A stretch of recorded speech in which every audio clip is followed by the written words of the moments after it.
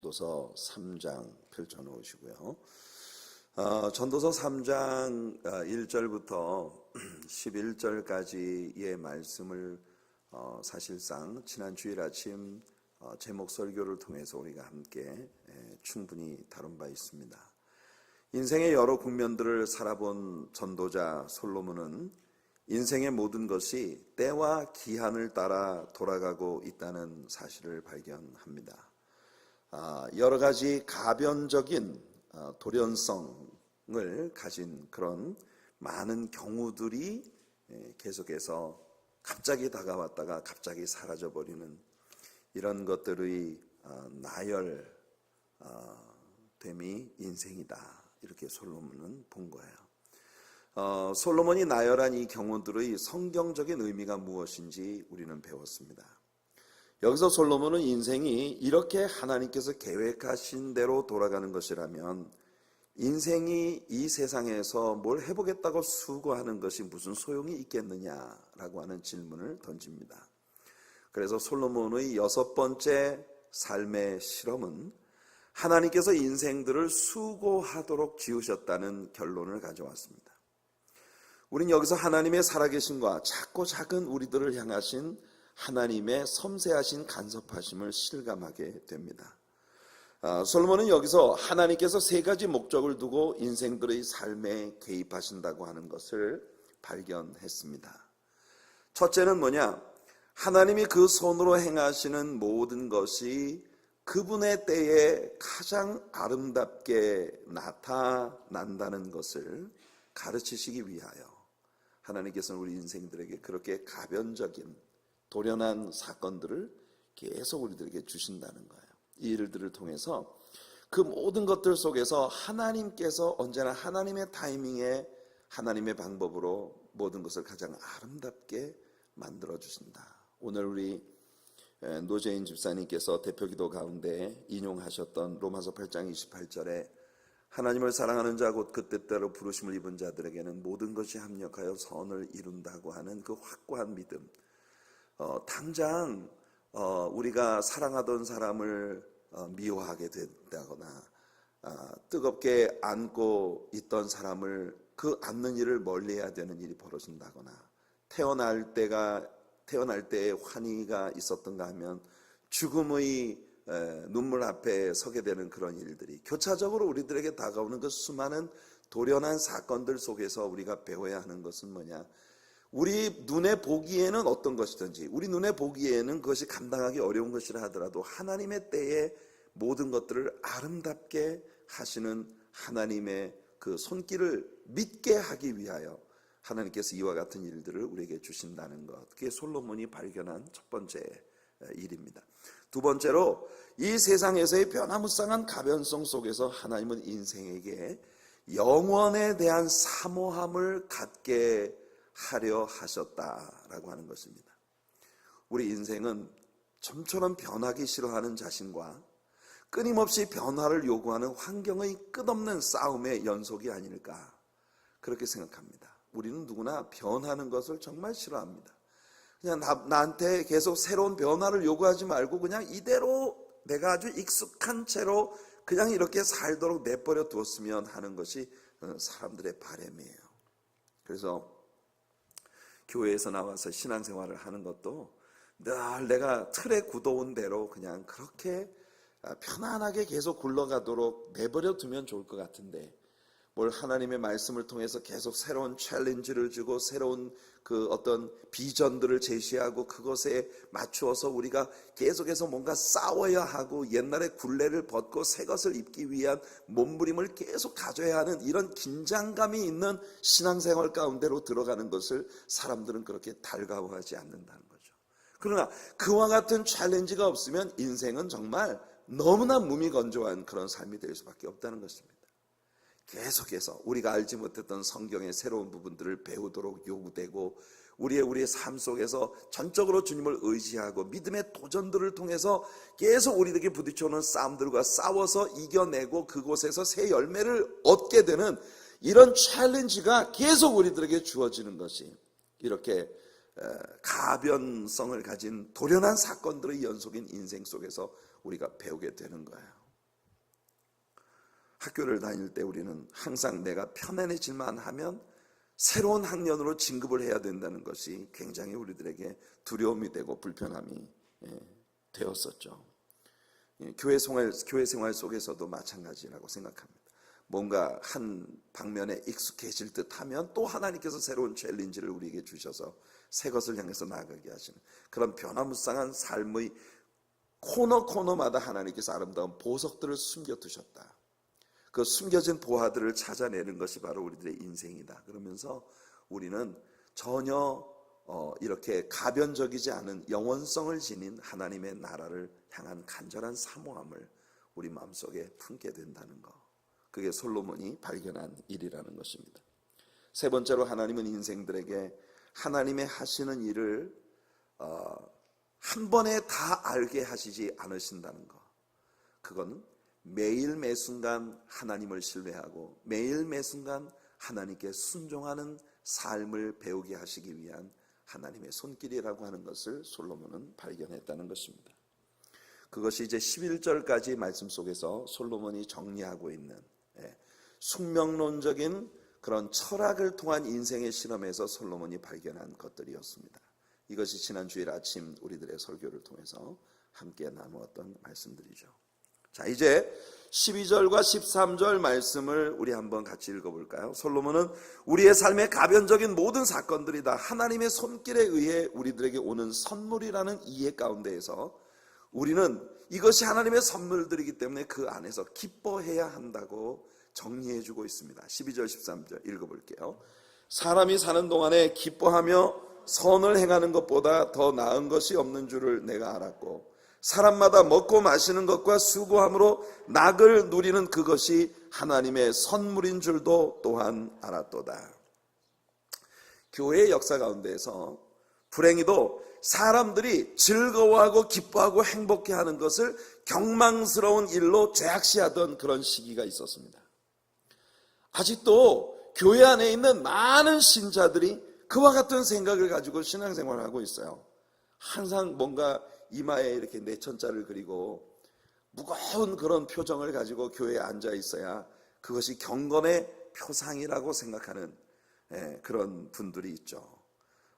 아주 표정을 무겁게 하고 목소리를 낮추어서 이렇게 잔잔하게 말을 해야 이것이 깊고 영적인 사람으로 여겨지는 그런 분위기가 교회 안에 존재하고 있다는 것입니다. 그러나 우리를 향하신 주님의 뜻은요, 항상 기뻐하는 것이에요. 그거 아십니까, 여러분? 여러분들을 향한 주님의 뜻은 여러분이 항상 기뻐하는 거예요. 항상 기뻐. 뭐라고 했습니까? 항상 기뻐하라. 쉬지 말고 기도하라. 범사에 감사하라. 이는 그리스도 예수 안에서 너희를 향하신 하나님의 뜻이니라 그랬어요. 아멘. 그러니까 여러분들의 신앙생활은요, 항상 기뻐하는 것이 돼야 돼요. 기억나십니까? 느헤미야가 제3차 기환대를 데리고 돌아와서 예루살렘 성벽을 재건하고 수문앞 광장에서 집회를 열었습니다. 특별히 지은 나무 강단 위에 에스라가 서서 모세의 율법을 낭송하는데 그 모세의 율법이 낭송되어질 때 사람들이 가슴을 치며 슬피 울었습니다. 두 가지 이유 때문이에요. 하나는 뭐냐? 세상에 우리 유다 민족이 지난 70년 동안 당했던 이 끔찍한 고통이 신명기의 말씀을 들어보니까 완전히 정확하게 예언되었었잖아. 내가 너희들에게 준 이 약속의 땅, 젖과 꿀이 흐르는 가나안 땅에 들어가서 만일 너희 옆에 남겨진 이방인들을 따라 우상을 숭배하고 그 우상 숭배하는 이방 민족들의 부패한 삶을 따라가게 되면 내가 너희를 열방으로 흩어서 그 열방에서 고통을 받게 할 것이라고 말씀하신 그 예언의 말씀들이 그대로 성취됐잖아. 왜 우리 조상들은 이 말씀을 너희 자녀들이 집에 앉았을 때든지 거리에 행할 때든지 자리에 누울 때든지 아침에 일어날 때든지 쉬지 않고 너희 자녀의 귀에 외워 들리라고 하셨는데 왜 우리 조상들은 우리들에게 그 말씀을 가르치지 않았을까? 왜 우리 민족의 지난 70년에 그 끔찍한 포로 생활의 역사가 이렇게 정확하게 예견되어 있었는데도 불구하고 그 길을 가야만 했을까? 이게 우선 아팠어요. 우리 조상들이 하나님 말씀에 순종하지 않았다는 것 때문에 아팠고, 그 다음에 두 번째는 모처럼 6월절 제사를 다시 드리게 되는데 너무 감동이 돼서 울었습니다.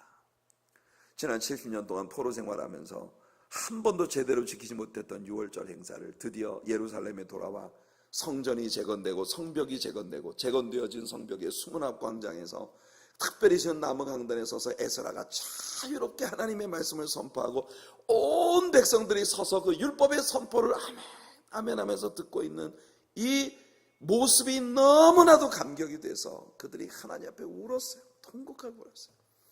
그때 느헤미야가 그들에게 뭐라고 말합니까? 울지 말라.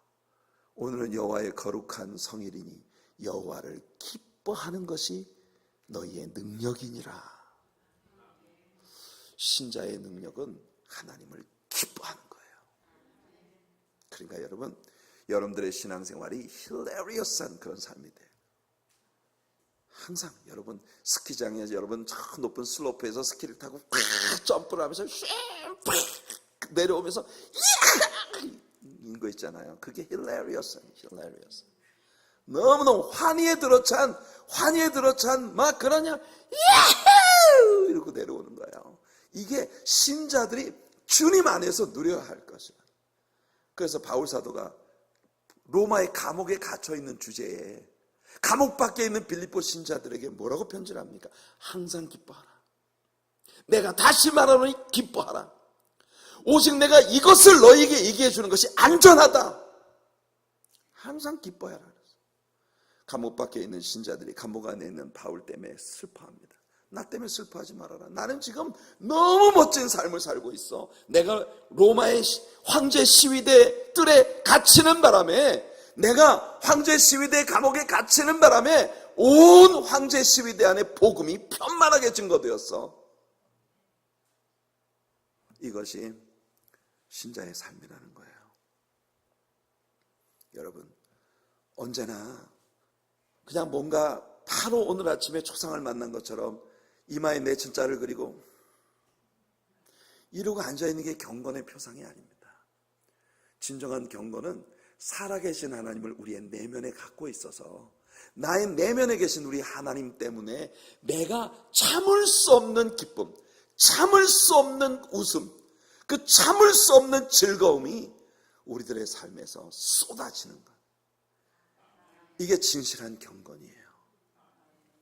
솔로몬이 우리들에게 선포하는 것이 바로 그겁니다. 하나님 안에서 기뻐하는 것이 신자의 능력이다. 우리의 기도가 깊을수록 우리는 진짜 기쁨을 소유하게 되고, 말씀에 대한 우리의 지식이 깊을수록 남들이 다 고대자 빠져 있을 상황 속에서도 여전히 환희에 들어찬 그런 신앙생활을 하게 되는 것이죠. 그래서 예수님은 너희가 세상에서 환난을 당하나 담대하라, 내가 세상을 이겼노라. 환난 중에서도 기뻐하라는 것이 주님의 가르침입니다. 특별히 솔로몬은 오늘 우리가 읽은 말씀에서 수고하는 것이 하나님의 선물이라고 말합니다. 그러니까 여러분들이 너무 죽게 고생을 해도요, 그것이 하나님의 선물이에요. 여러분, 주님을 위해 땀 흘려 보셨습니까? 주님을 위해서 코피 터져 보셨습니까? 그게 하나님의 선물이다. 이게 솔로몬이 발견한 거예요. 변화무쌍한 인생의 여러 고비들을 지나가면서 하나님이 우리에게 디자인하신 건 뭐냐 하면은 그 속에서 우리가 주님을 위해 열심히 땀 흘려 수고하는 것이, 그것이 하나님의 선물이더라는 거예요. 인생 살고 나면요, 그것밖에 남는 거 없어요. 어떤 성도님들은 목사가 여러분들에게 직분을 맡기고 교회에서 무슨 일을 좀 하라고 시키면요, 아주 억울해합니다. 목사는 도대체 우리들의 이 피곤한 이민자의 생활을 이해를 못하는 인간이야. 어떻게 일주일 내내 말이야 죽게 고생하면서 이민자의 고단한 삶을 사는데 그 주일날 와가지고서 그새 주일날 하루 종일 교회 봉사하라고 이렇게 교회 붙잡아 놓고, 목사는 목회가 자기 일이지만 우리는 그 주일날 하루라도 가서 골프를 쳐야지 내가 숨쉬고 살지. 굉장히 억울해합니다. 근데 여러분, 주일날마다 가서 골프 치시면 하나님의 나라 갔을 때 여러분 남는 거 아무것도 없습니다. 여러분들이 정작 하나님 앞에 서시는 날, 야, 그때 정 목사님이 그거라도 안 시켜줬으면 내 인생 어떻게 될 뻔했나. 여러분, 아주 정 목사가 너무 고마운 날이 올 줄로 믿습니다.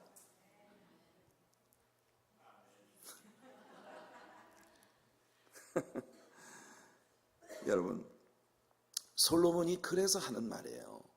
우리가 이 세상에서 하나님이 주시는 수고로 수고하는 것이 하나님이 주신 선물이더라는 겁니다. 여러분, 천국의 모든 것을 쌓기 위해 수고하는 자가 되시기를 축복합니다.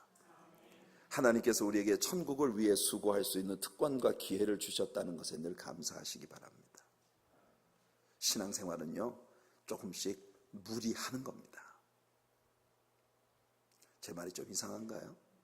신앙생활은 말입니다, 조금씩 무리가 되더라도 좀 무리를 해서 하는 거예요. 내가 좀 피곤하지만 좀 무리해서 기도의 재단에 나가고, 내가 좀 어렵지만 좀 무리해서 하나님 앞에 헌금도 드리고, 내가 좀 도저히 할 수 없는 일이지만 좀 무리가 되더라도 그냥 하나님이 주신 사명에 순종하면서 좀 무리가 되더라도 단기 선교도 한 번씩 가고, 좀 무리가 되더라도 내가 이 힘든 피곤한 이 육체를 이끌고 뭔가 하나님 앞에 보람 있는 일을 해보기 위해서 이제 가는 거예요. 제자학교 공부도 하고 성경 공부도 하고, 누구든 있잖아요. 내가 할 수 있는 데까지만 냉정하게, 내가 할 수 있는 한계를 정확히 알아서 할 수 있는 자리까지만 딱, 요게 내 한계야. 딱 목사님이 아무리 말해도 아무리 애원해도 어딜 감히, 여기 내가 딱 정한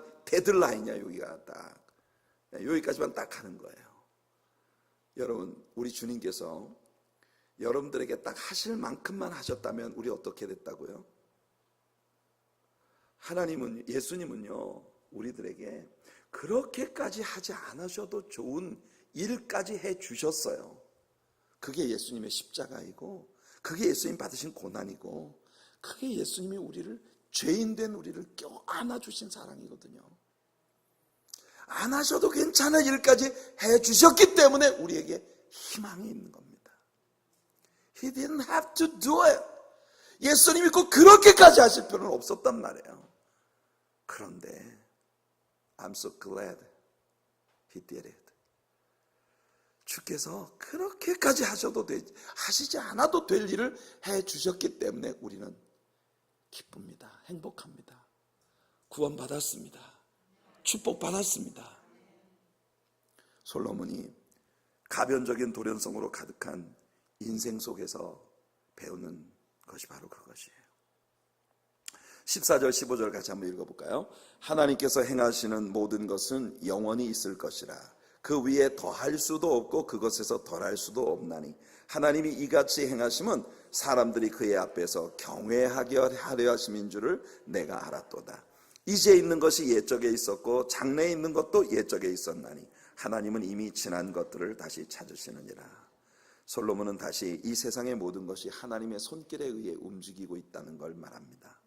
그러나 삶에 대한 그의 실험은 한때 숙명론적인 결론을 가져왔지만 이내 하나님께 순종하며 삶을 위해 성실하게 애쓰고 수고하는 것, 그러면서 그 안에서 즐거워하는 것이 의미 있는 삶이라는 결론을 맺게 되는 것입니다. 사실 eternity, 이 영원이라는 것에 대한 이해는 오직 인간에게만 주신 하나님의 축복입니다. 만일 인생이 그 특권을 포기한다면 인생은 짐승과 전혀 다를 바가 없다는 거예요. 여러분이 기르시는 강아지에게 영원을 가르칠 수 있다고 생각하십니까? 태양과의 거리나 달까지의 거리에 대해 강아지에게 가르칠 수 있습니까? 강아지는 배가 고프면 자기 주인이 5분 후에 음식을 줄 때까지 기다려야 한다는 이 기본적인 것까지도 절대로 참아내지 못하는 것이 개예요. 이게 짐승이에요. 이게 짐승이에요. 우리는 사람입니다. eternity, 영원성을 지닌 우리 하나님의 모든 것을 이해할 수 있는 능력을 부여해 주신 존재예요. 그러니까 여러분, 솔로몬이 이 실험을 통해서 발견한 영혼에 대한 간절한 기대, 이것을 품고 신앙생활을 살아갈 때 우리들에게 놀라운 인내와 하나님의 행하시는 모든 일들에 대한 깊은 감사와 주님이 우리에게 베풀어 주신 넘치는 사랑에 대한 감격과 하나님의 은혜로 넘치는 그런 삶을 살아가는 우리들이 되기를 예수님 이름으로 축원해 드립니다. 자, 인생에 대한 솔로몬의 새로운 발견이 여기에 나옵니다. 하나님과 영혼에 대한 사고방식이 없다면 이기주의적인 인간 혹은 짐승과 같은 인간이 되고 만다는 것이 솔로몬의 생각입니다. 그래서 갑자기 솔로몬은 극도의 이기주의자가 되어서 인생을 이기주의적인 관점에서 실험해 보게 됩니다. 이것이 솔로몬의 전도서에 나타난 7번째 실험입니다. 솔로몬은 이 세상의 여러 국면에 부조리와 부정이 깃들어 있다는 사실을 발견합니다. 여기서 그는 자신이 혼자 바르게 산다 하더라도 주변의 악에 의해 언제나 희생이 강요되는 것이기 때문에 오직 자기 자신을 위해 살아가는 것이 바람직하다는 생각을 하고 있는 것이에요. 여러분, 우리가 인생 살아가다 보면 어느 순간에 우리들에게 이런 마음 들 때 있잖아요. 야, 내가 인생 살면서 이 사람 저 사람 덕을 끼치고 선을 행하고 어려운 사람 도와주고 해야 돼. 여러분, 우리 사람들이 잘 하는 말이 있잖아요. 머리 검은 짐승은 거두는 게 아니라고. 여러분, 그런 얘기 많이 들어보셨죠? 인생 살면서 누군가에게 내가 선을 베풀었다가 배신을 당했다. 인생이라는 게 이런 거야. 누군가에게 내가 큰 기대를 가졌는데 여지없이 실망으로 무너져 내려버렸을 때 우리들은 말합니다. 사람 머리 검은 짐승은 거두는 게 아니라. 여러분, 그래서 사람들이 어느 한순간 야, 오직 중요한 건 나밖에 없어. 오직 나 자신을 위해서 살아야 돼. 남 위해서 희생해봤자 다 바보 취급하고 아무 소용없어. 오직 나를 위해 살아야 돼. 솔로몬이 지금 그런 마음에 부딪힌 것입니다. 극도의 이기주의로 흘러서 오직 나만 위해 한번 살아보자, 이렇게 생각하는 거예요. 16절 한번 같이 읽어볼게요. 또 내가 해 아래서 보건대 재판하는 곳 거기에도 악이 있고 정의를 행하는 곳 거기에도 악이 있도다. 와, 여러분, 재판을 하는 곳, 정의가 실현되어져야 할 그 장소에까지 부조리가 행해지고 있다고 하는 것이 솔로몬이 기가 막혀 하는 부분입니다. 솔로몬 시대에 벌써 우리 시대와 같은 부조리가 있었다는 것이 얼마나 놀라운지 모르겠어요. 제가 한국에서 사역을 할 때 아주 좋은 절친 목사님이 한 분 있습니다. 변용세 목사라는. 자기는 영어 이름이 비욘세래요. 변용세 목사님이 있는데 자기 변용세를 영어로 비욘세라고 쓰더라고. 그래서 성이 뭐냐? 비욘세에서 어쨌든 그 비욘세 목사님이 엊그제 페이스북에 올린 글을 봤는데 부산의 그 노포동 터미널 앞에서 교통사고를 만났습니다. 교통사고를 만났는데 그 교통사고가 어떻게 됐냐면은 이 뒤에 있는 차가 이 사람이 이제 이렇게 차선을 나란히 이렇게 가다가 이 비욘세 목사가 지하차도로 이렇게 차선을 바꿔야 되는 거예요. 그 지하차도도 차선을 바꾸기 위해서 깜빡이를 켜고 이렇게 뒤에 자동차하고 갭이 있으니까 서서히 차선 변경을 하는데 이 뒤에 오던 차가 뭐에 신경질이 나가지고 이 사람 자기 생각할 때는 충분히 갭을 두고 들어왔는데 자기 앞으로 끼어들었다는 것 때문에 화가 나가지고 빵 와가지고 이 비욘세 목사님 차 앞에서 갑자기 퀵 브레이크를 잡은 거예요. 그냥 슬로우 다운 한 게 아니라 섰버린 거예요. 그러니까 이 사람은 지금 바로 그 지하차도로 나뉘어지는 길에서 들어오는 길이니까 차선을 빨리 바꿔야 되잖아요. 이게 급히 오는데 앞에서 갑자기 섰버리니까 그 차 뒤를 받았습니다. 근데 이 비욘세 목사가 키가 엄청 크거든요. 아주 남자가 덩치가 정말 멋있습니다. 언제 한번 이쪽에 뉴욕에 아마 사역을 하러 한 번은 올 거예요. 노래 진짜 잘합니다. 예, 정말 옛날에 한국의 늘노래 선교단이라는 그 늘노래 선교단에서 찬양 사역을 했었던, 우리가 다 이게 음악 사역을 하면서 굉장히 우리나라에 어려웠던 시기를 보낸 그런 동역자들이죠. 근데 굉장히 운동을 좋아해가지고요. 이 친구는 웬만하면 차를 세워놓고 걸어 다녀요. 부산에 여러분 서면이라고 하는 곳에서 그냥 저 광안리 해변 이런 데를 그냥 산을 넘어서 이 색 하나 메고 걸어 다녀요. 집회를 하러 가면서도 걸어서 집회를 하러 가고 이런 친구예요. 스킨스쿠버 다이빙도 잘하고 수영도 얼마나 잘하는지 굉장히 운동을 많이 하는 친구인데 이제 그 앞에 있는 사람이 차를 딱 가서 브레이크를 잡아가서 받았단 말이에요. 받으니까 앞에 있는 운전사가 화를 벌컥 내면서 문을 열고 딱 나와서 뒤에 이제 이 비욘세 목사한테 다가오고 있는데, 이 목사가 창문을 내리고 그 사람을 딱 쳐다보면서, 아니 이 양반이 지금 보복 운전이 지금 형사 소송에 걸릴 수 있는 거 이게 당신 압니까 모릅니까? 이러면서 차 안에 앉아가지고 밖에 놓고 얘기를 하는데, 이 보니까 안에 등치가 이거 산만한 게 굉장히, 이거 남자가 건장하게 생긴 사람이고 앞에 운전을 하고 있거든요. 그 변용세 목사가. 그냥 이 사람이 갑자기 태도를 바꿔가지고, 미안하게 됐습니다 뭐 이러면서 해가지고 자기가 순순히 자기 잘못에 의해서 이 사고가 났다고 시인을 하고, 그리고 사진도 찍고 해서 경찰한테 이제 리포트를 한 거예요. 그런데 이게 뭐가 잘못됐어요? 이 앞에 이 사람이, 그러니까 나중에 리포트를 했는데, 경찰에서 보험회사에 판정이 온 걸 보니까 8대2로 이 변용세 목사 잘못이라고, 여러분, 그게 판정이 난 거예요. 이게 말이 됩니까? 여러분, 교통사고에서는 이게 물론 뒷차가 무조건 100% 잘못입니다. 무조건 안전, 세이프티 디스턴스를 안 지켰기 때문에. 근데 이런 경우는 이게 지금 뒷차가 아니라 뒤에 있던 차가 갑자기 보복 운전을 해가지고 앞에 확 와서 서버린 거거든요.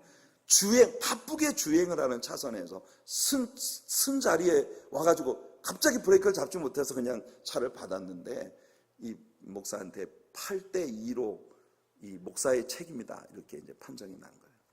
그래가지고 억울해 죽겠다고 그 페이스북에 놨습니다. 네, 여러분, 이런 일들이 정말 많아요. 예전에 저희 선교단 그 자동차를 운전하던 그 형제가 있었습니다. 그 형제가 너무 이제 가정이 힘들어서 택시 운전을 하는데, 한번 택시를 운전하고 이렇게 주행을 하다가 술에 만취가 된 사람이 크리스마스 이브에 갑자기 횡단보도가 아닌 곳에서 뛰어들었어요. 그 교통사고 처리 특례법이라는 게 있습니다.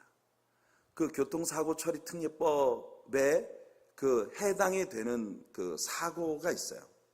근데 이 사고는 저 사람이 술에 만취가 돼서 횡단보도가 아닌 곳에서 차 앞에 뛰어들었단 말이에요. 그러니까 이게 뭐 완전 속수무책으로 막 주행을 하다가 갑자기 뛰어들어오니까 차로 쳤어요, 이 사람을. 근데 이 사람이 나이가 70이 넘은 할아버지인데 거구예요. 그래가지고 차에 쳐가지고 큰 이제 상해를 입었어요. 그래서 경찰서 가서 이제 조서를 썼습니다. 그러니까 이게 교통사고 처리 특례법에 이제 해당이 되지 않는 그런 사고이기 때문에 종합보험에 적용이 되어져서 운전자에게는 책임이 없다, 이렇게 판정이 났단 말이에요. 그래서 조서를 쓰고 사인을 하고 그리고 집을 돌아왔어요. 돌아왔는데 밤중에 경찰이 찾아왔어요, 집으로. 그래서 임의동행으로 해서 다시 경찰서에 가서 조서를 다시 조사할 게 있다, 이래가지고 밤중에 경찰로 데려가는데 그 자리에서 바로 체포가 됐습니다. 구속이 됐어요.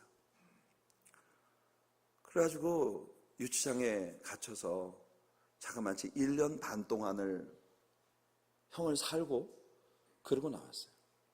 근데 여러분, 알고 보니까 이 사고를 당한 사람의 그 친인척 가운데 서울 경찰청에 아주 높은 사람이 하나 있는 거예요. 그냥 그 사람으로 인해서 이 모든 케이스가 완전히 뒤집어져 버린 거예요. 여러분, 아직도 법정 시스템 안에 이와 같은 부조리들이 있습니다. 그런데 여러분, 솔로몬이 자기 시대에 벌써 재판 시스템 안에 이와 같은 부조리가 있다고 하는 것을 이야기하고 있다는 게 우리들에게 참 놀라운 일이죠. 그런데 우리 그리스도인들의 삶의 특권과 축복은 우리가 심판주이신 하나님 앞에 우리 자신의 케이스를 가지고 직접 나아가지 않아도 된다는 겁니다. 이것이 예수 그리스도 안에서 신자들이 누리는 최고의 특권이에요. 예수님은 요한복음 5장 24절에서 말씀하셨습니다. 내가 진실로 진실로 너희에게 이르노니 내 말을 듣고 나 보내신 이를 믿는 자는 영생을 얻었고 심판에 이르지 아니하나니 사망에서 생명으로 옮겼느니라. 내가 잘한 일이든 못한 일이든 재판정에 나가야 한다는 것은 굉장히 힘든 일입니다. 특별히 우리들의 영혼을 결정짓는 하나님의 재판대 앞에 우리가 나간다고 하는 것은요, 가장 끔찍한 일이죠. 그런데 요한이 말하고 있는 것처럼 우리에게는 가장 유능한 변호인이 계십니다.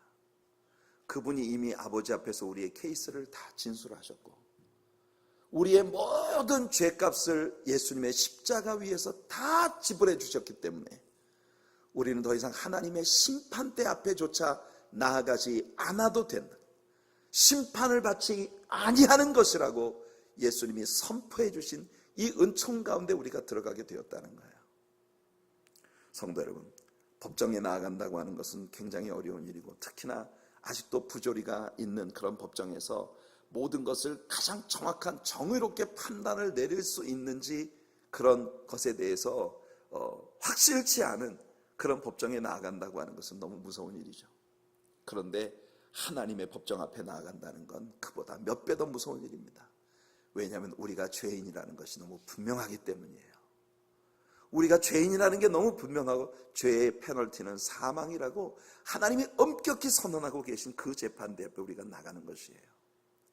그런데 우리의 변호사 예수 그리스도가 십자가 위에 피 흘려 죽으심으로써 우리의 모든 죄의 값을 지불해 주셨기 때문에 우리가 하나님의 심판대 앞에 나아가지 않게 되었다고 하는 거예요. 만일 우리가 예수님이 없으면 우리는 짐승들과 방불한 존재로 세상을 살아가는 것입니다. 황석환 박사가 예전에 그런 말을 하는 걸 들었어요. 대개 의사들이 사람들의 병리학적 연구를 위해서 흰쥐를 실험 대상으로 사용한다고 합니다. 사람에게 직접 어떤 병균을 주입한다든지 하는 것은 불가능하니까 짐승을 실험 도구로 사용하는 것이죠.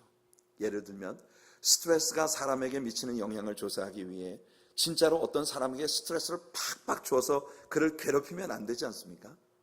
그래서 이제 흰쥐를 사용을 하는데 매일 한 번씩 나타나 송곳을 한번 푹 찌르고 간대요.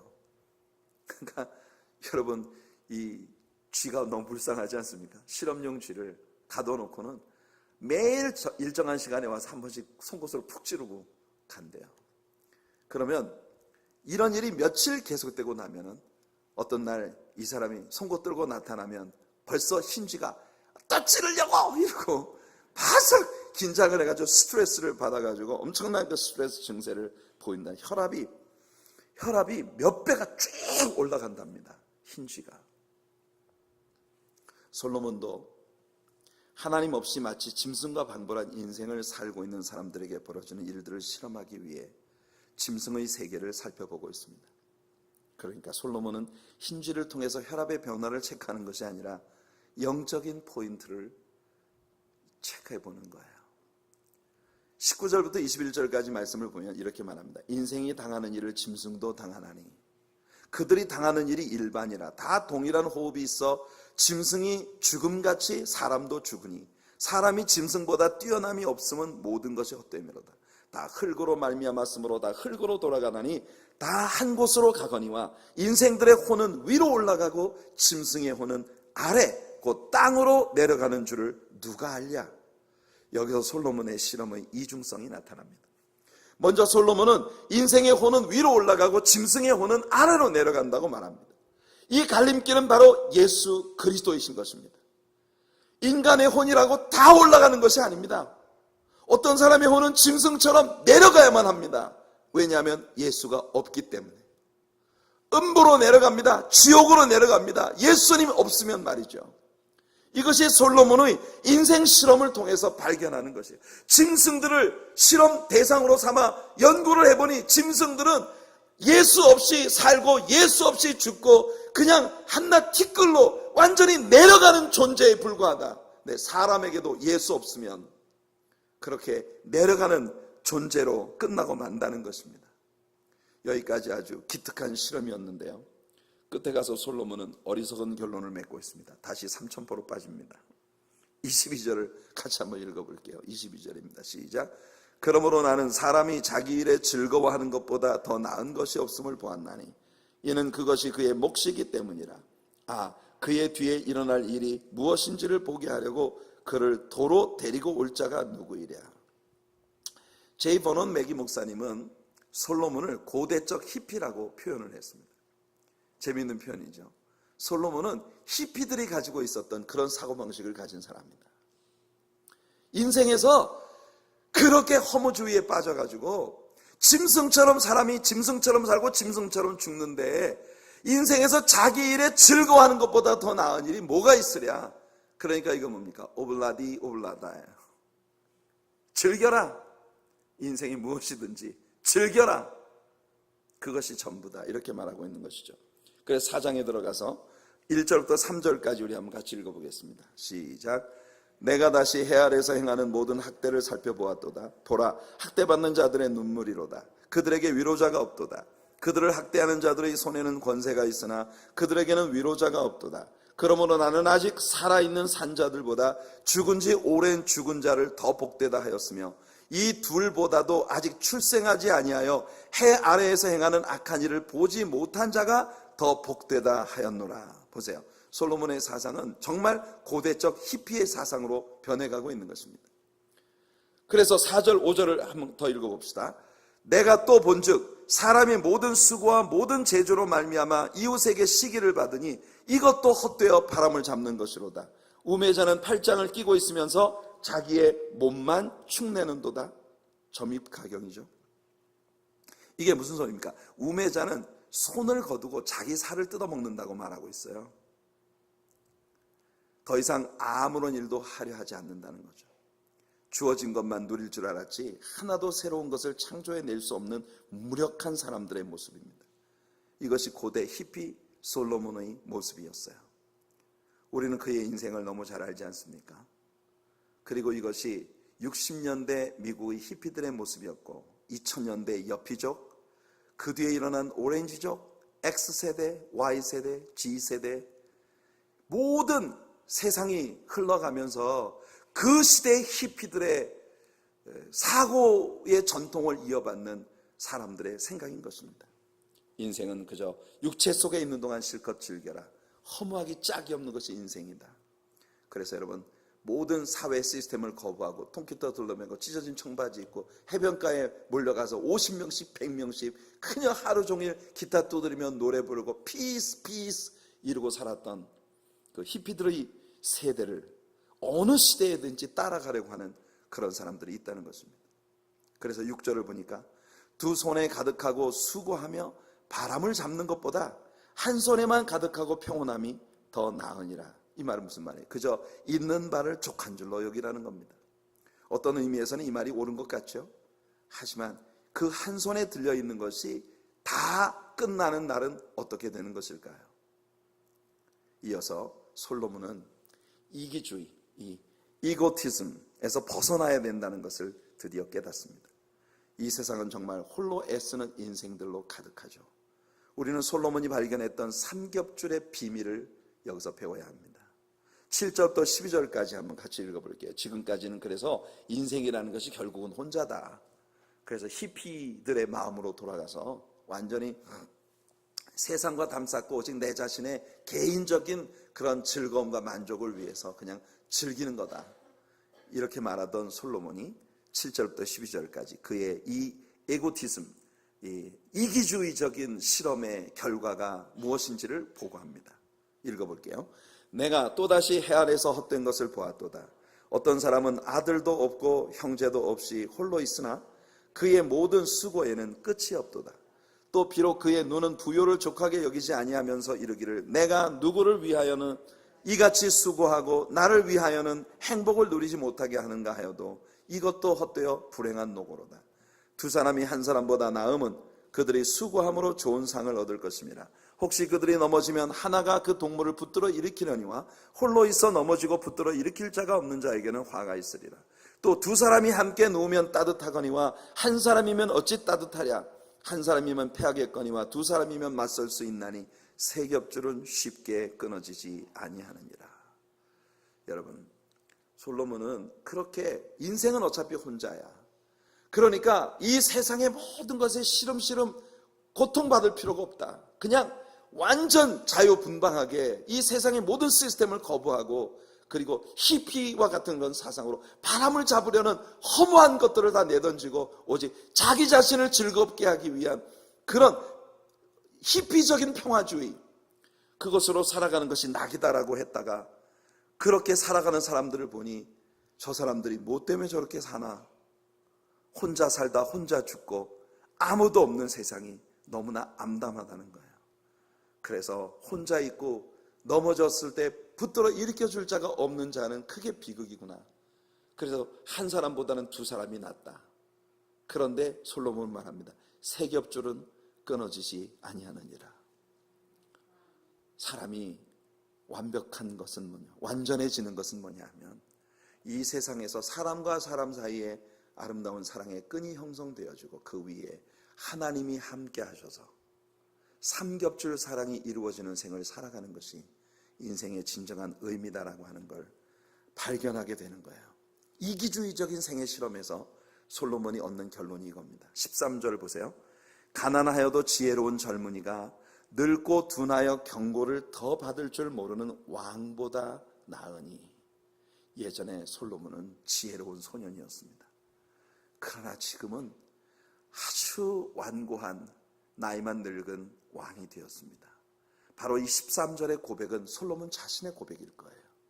과거에 가진 것이 없었지만 그러나 지혜를 가지고 있었던 한 젊은이가 있었는데, 그런데 그 젊은이가 지금은 둔하디 둔한, 하나님의 경고를 받아도 그 경고에 대한 경각심을 느끼지 못하는 둔하디 둔한 왕이 되어 있는 자신의 모습을 보는 것입니다.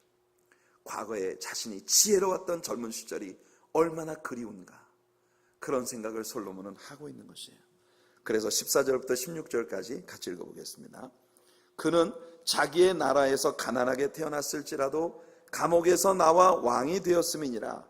내가 본즉 해 아래서 다니는 인생들이 왕의 다음 자리에 있다가 왕을 대신하여 일어난 젊은이와 함께 있고, 그의 치리를 받는 모든 백성들이 무수하였을지라도 후에 오는 자들은 그를 기뻐하지 아니하리니 이것도 헛되어 바람을 잡는 것이로다. 참 묘한 말을 하고 있습니다.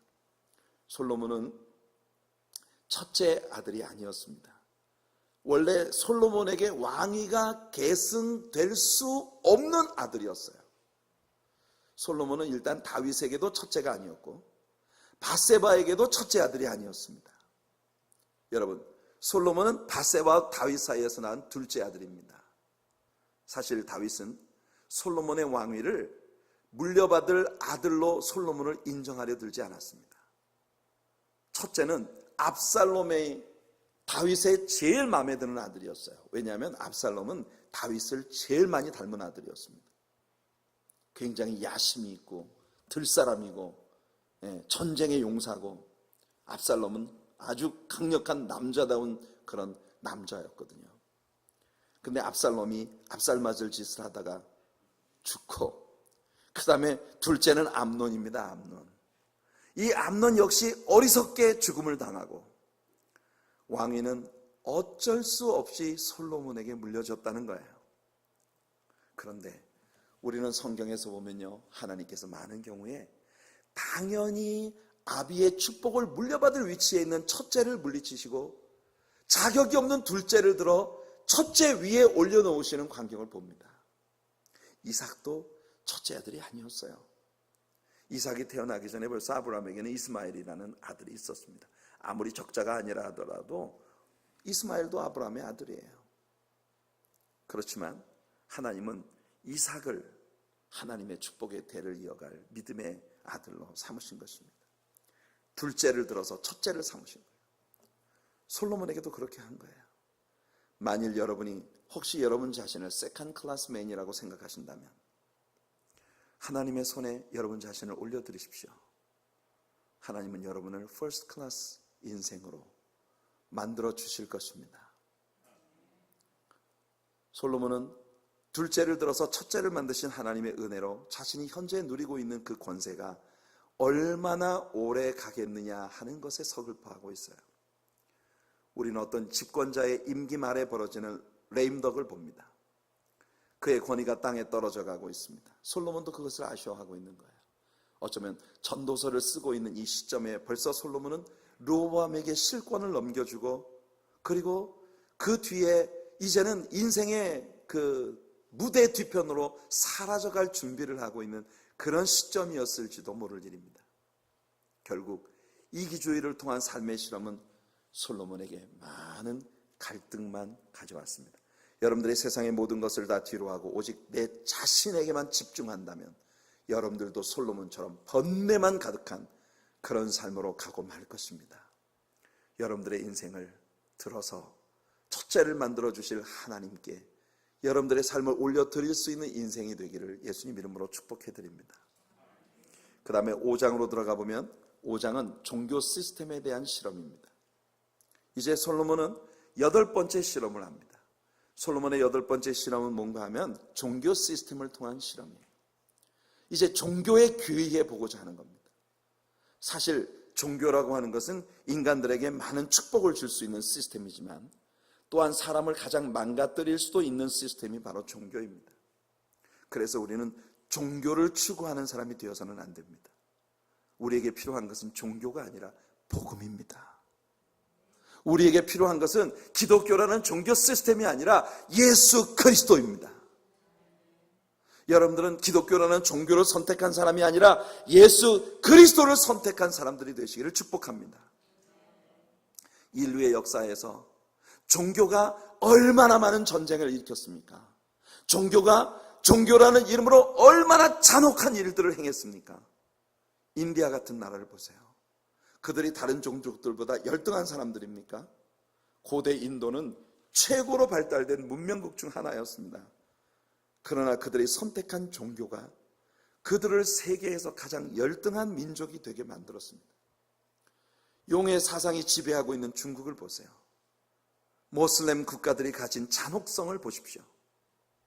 남미의 많은 나라들은 북미주의 미국이나 캐나다보다 열등한 조건을 갖고 있지 않습니다. 그러나 남미의 많은 나라들이 비극적인 현실에 놓여 있습니다. 우상화되어진 변질된 가톨릭의 영향 아래에서 미국의 역사를 살펴보세요. 자유주의 기독교와 자유주의 로만 가톨릭주의가 미국을 망쳐놓았습니다. 리버럴리즘. 미국은 하나님을 사랑하고 하나님을 제일로 섬기는 신앙 위에 세워진 나라였습니다. 그래서 하나님은 이 미국이라는 나라에 한계가 없어 보이는 복을 부어주셨죠. 하지만 지금은 아닙니다. 만일 여러분이 기독교라는 단순한 하나의 종교를 선택하신 것이라면 깨끗이 그 종교를 버리시기 바랍니다.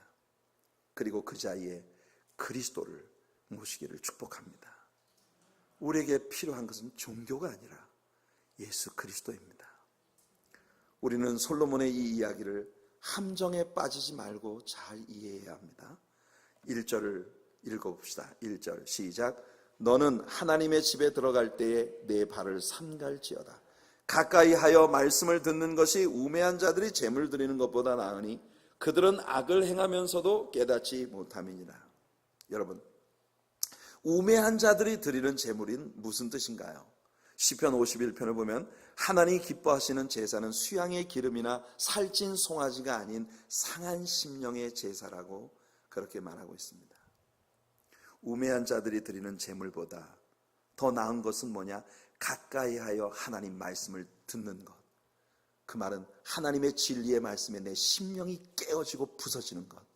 그것이 수양의 기름이나 또는 우매한 자들이 드리는 살찐 송아지의 제사보다도 훨씬 더 하나님께 기쁨이 되는 예배가 된다는 것입니다.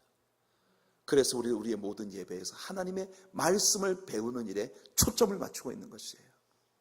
하나님은 상한 심령의 제사를 기뻐하신다. 이사야 선지자를 통해 하나님은 말씀하셨습니다. 소는 그 임자를 알고 나귀도 주인의 구유를 아는데 이스라엘은 알지 못하였다. 너희는 어찌하여 매를 더 맞으려고 더욱 패역하느냐. 온몸이 맞아 터지는 흔적뿐이고 성한 곳이 없는데 왜 더 맞으려고 죄를 더하느냐. 너희 소돔의 관원들아, 고모라의 백성들아, 너희 무수한 재물이 내게 대체 무엇이냐. 나는 수양의 번제와 살찐 짐승의 기름에 배불렀다. 다시는 내게 그런 가증한 재물을 가져오지 말아라. 이 말은 무슨 말입니까? 이제는 내가 너희들이 가져오는 제사가 꼴도 보기 싫다는 것입니다. 얼마나 무서운 말씀입니까? 혹시 우리가 하나님 앞에 매일 예배를 드린다고 모이는데, 우리가 예배를 드리려고 모이는 이 예배 가운데서 우리 하나님께서 너희들이 이런 제사를 내게 가져오는 것이 나는 꼴도 보기 싫다, 차라리 오지 말아라, 이렇게 말씀하시는 것은 아닌지, 우리는 우리들의 신앙과 하나님과 나와의 릴레이션십에 대하여 날마다 면밀하게 깨어 살필 수 있는 영적인 경성함이 우리들 모두에게 필요하다는 걸 우리는 이 말씀 속에서 배우는 것입니다. 꼴도 보기 싫으니 제발 나한테 다시는 오지 말아라, 이렇게 하나님 말씀하고 계세요. 그런데 말입니다, 하나님이 이렇게 말씀하시는 말씀 속에 하나님의 의도가 뭔지 아십니까? 여러분, 어렸을 때 어머님, 아버님에게 혹시 막 매를 맞을 정도로 잘못을 저질러서 크게 야단을 맞아보신 경험이 있으신가요? 여러분들의 부모님들은 어떠셨는지 모르지만 저는 저희 어머님께서 가끔 제가 뭘 잘못해서 저를 회초리로 막 때리실 때가 있어요. 종아리 걷어. 저는 그때 어머님의 마음이 정말 찢어지게 아프셨다고 저는 믿습니다. 왜냐하면 저희 어머니는 이 세상에서요, 저를 가장 애지중지하신 분이세요. 제가 그분의 연인이었고 제가 그분의 생명이었습니다. 저희 어머님은 제게 그런 분이었어요. 그런 어머니께서 제 종아리에 금이 쫙쫙 가도록 그렇게 회초리를 때리실 때 그것은 어머님 자신에게 크나큰 아픔이었다는 걸 저는 그럼요 깨닫고 말고죠. 그렇게 저를 때려놓고는 꼴도 보기 싫으니까 나가라고 그렇게 소리를 치십니다. 빨리 나가라니까. 꼴도 보기 싫어. 다시는 내 앞에 오지 마. 그런데 어머님이 제게 그렇게 말씀하실 때 저는 어머니의 내면에서 제게 주시는 말씀이 뭔지 알아요. 석진아, 잘못했다고 용서를 빌어. 어머님은 제게 그렇게 말씀하고 계신 겁니다. 꼴도 보기 싫으니까 다시 오지 마 하시면서도 내게 어서 내게로 안겨라. 내게 다가와서 엄마 잘못했어요. 다시는 안 그럴게요. 그렇게 나에게 말해야지. 이제는 그럴 차례가 온 거야. 여러분, 하나님께서 꼴도 보기 싫으니 다시 오지 말아라, 이렇게 말할 때가 하나님의 품으로 와락 뛰어들어야 될 때인 거예요. 이것이 이사야 선지자가 우리들에게 해주고 있는 이야기입니다. 꼴도 보기 싫으니 이런 가증한 재물을 가지고 오지 마라. 오직 내 문지방만 밟고 돌아가는 그런 허망한 것에 불과하다. 다시는 오지 말아라. 그러면서도 그 다음 절에 뭐라고 말씀하십니까?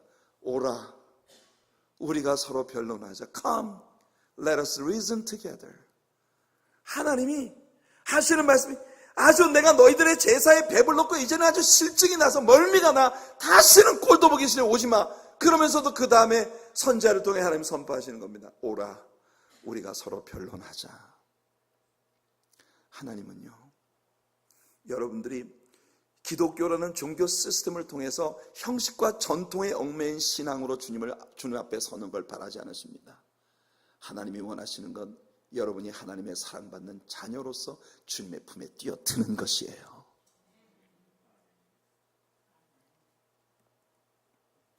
이사야 1장 18절로 20절까지 말씀해서 그래서 하나님 말씀하십니다. 여호와께서 말씀하시되 오라, 우리가 서로 변론하자. 너희 죄가 주홍 같을지라도 눈과 같이 휘어질 것이요 진홍같이 붉을지라도 양털같이 희게 되리라. 너희가 즐겨 순종하면 땅의 아름다운 소산을 먹을 것이요 너희가 거절하여 배반하면 칼에 삼켜지리라. 여호와의 입의 말씀이니라. 여기 솔로몬의 종교 시스템을 통한 실험의 함정이 있습니다.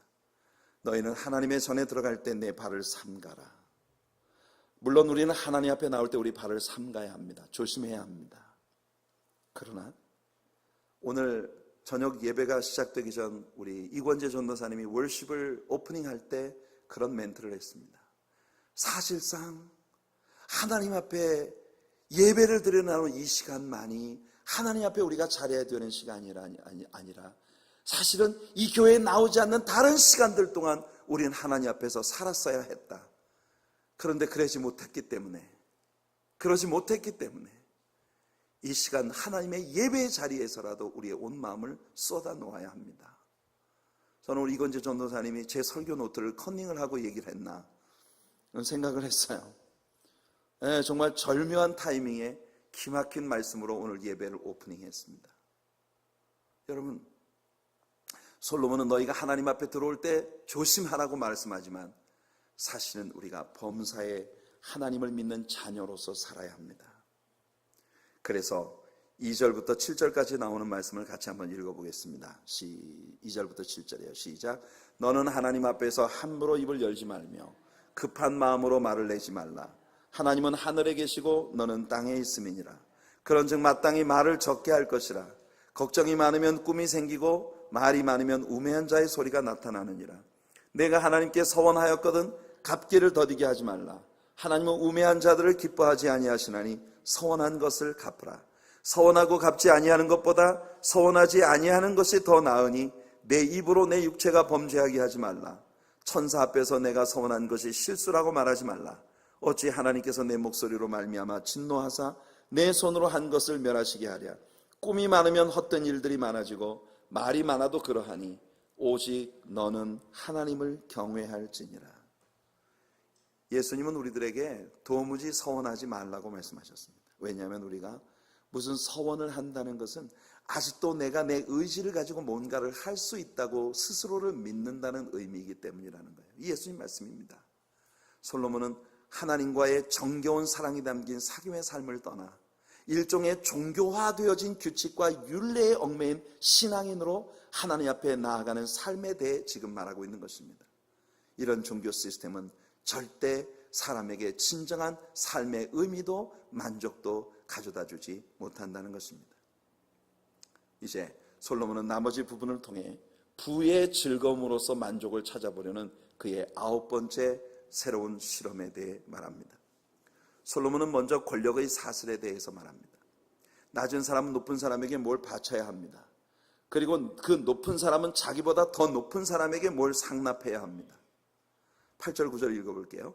너는 어느 지방에서든지 빈민을 학대하는 것과 정의와 공의를 짓밟는 것을 볼지라도 그것을 이상히 여기지 말라.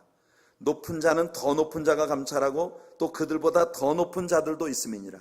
땅의 소산물은 모든 사람을 위하여 있나니 왕도 밭의 소산을 받느니라. 그러나 이 권력의 사슬에서 최고의 자리를 가지고 있고, 그래서 많은 것들이 자신에게 들어온다 할지라도 그것으로 만족을 얻지 못하더라는 것이 솔로몬의 고백이에요.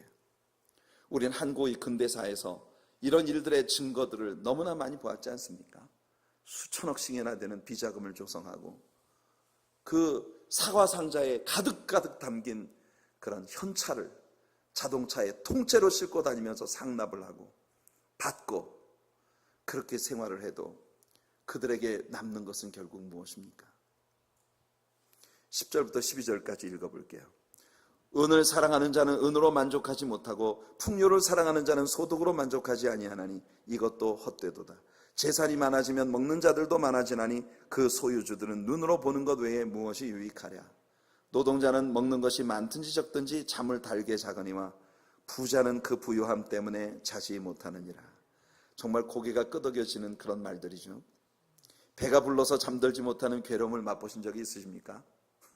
솔로몬은 아마 많은 밤들을 파티와 연락의 밤으로 보냈고 배가 불러서 잠을 자지 못하고 침상에 뒹구는 경험을 많이 했을 것입니다. 그는 이렇게 재물을 탐하고 또 재물을 사랑했습니다. 그러나 그것이 솔로몬에게 전혀 만족을 주지 못했다는 거죠. 더 큰 것을 향한 목마름만 그에게 가져다 주었고, 돈이 많아질수록 쓸 곳도 많아지는 통에 솔로몬은 정작 진정한 만족이 무엇인지를 얻어보지 못했다는 것이에요. 그래서 이제 13절부터 17절까지 읽겠습니다. 내가 해 아래에서 큰 패단되는 일이 있는 것을 보았나니 곧 소유주가 재물을 자기에게 해가 되도록 소유하는 것이라. 그 재물이 재난을 당할 때 없어지나니 비록 아들은 낳았으나 그 손에 아무것도 없느니라. 그가 모태에서 벌거벗고 나왔은즉 그가 나온 대로 돌아가고 수고하여 얻은 것을 아무것도 자기 손에 가지고 가지 못하리니 이것도 큰 불행이라. 어떻게 왔든지 그대로 가리니 바람을 잡는 수고가 그에게 무엇이 유익하랴. 일평생을 어두운 데에서 먹으며 많은 근심과 질병과 분노가 그에게 있느니라. 여러분, 이렇게 쌓은 부와 명성과 권력이 영원히 지속되지 않는다는 것이 솔로몬의 스트레스 중 하나였습니다. 솔로몬은 어떤 사람에게 재물과 부여를 주어서 누리게 하는 것은 오직 하나님의 선물이라고 말합니다. 여러분, 우리는 솔로몬의 실험들 속에서 언뜻 문제의 핵심을 발견하는 솔로몬의 모습들을 보았습니다. 솔로몬의 실험들이 조금씩 솔로몬에게 뭔가를 깨닫게 해주고 있는데요. 그 다음엔 어떤 실험들이 따를까요? 그리고 솔로몬은 그 실험들 속에서 무엇을 발견할까요? To be continued. 다음